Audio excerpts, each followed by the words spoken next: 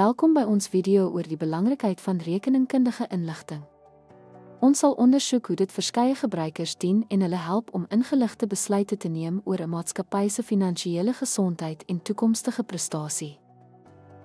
Interne gebruikers soos bestuurders, werknemers en eienaars gebruik rekeningkundige inligting vir besluitneming, beplanning en beheer van bedrywighede. Hierdie data is noodsaaklik vir die effektiewe bestuur van 'n maatskappy se daaglikse aktiwiteite.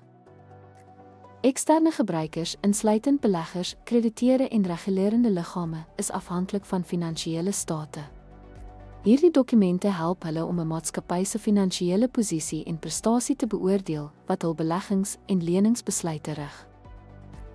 Rekeningkundige inligting speel 'n belangrike rol in besluitnemingsprosesse. Dit help met beleggingsbesluite, kredietevaluerings en finansiële voorspellings en bied 'n stewige fondament vir strategiese beplanning.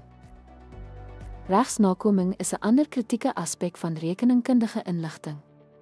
Deur akkurate rekords te hou, besighede verseker dat hulle voldoen aan belastingregulasies en ander wetlike vereistes wat potensiële regskwessies vermy. Die omvattende aard van rekeningkundige inligting maak dit onontbeerlik vir beide interne en eksterne gebruikers.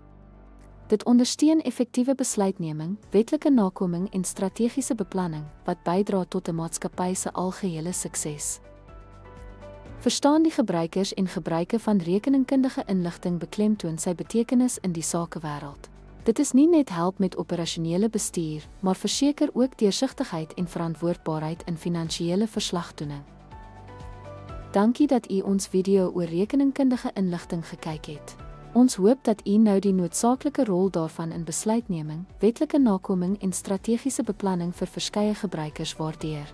Bly ingelig en neem wyse finansiële besluite.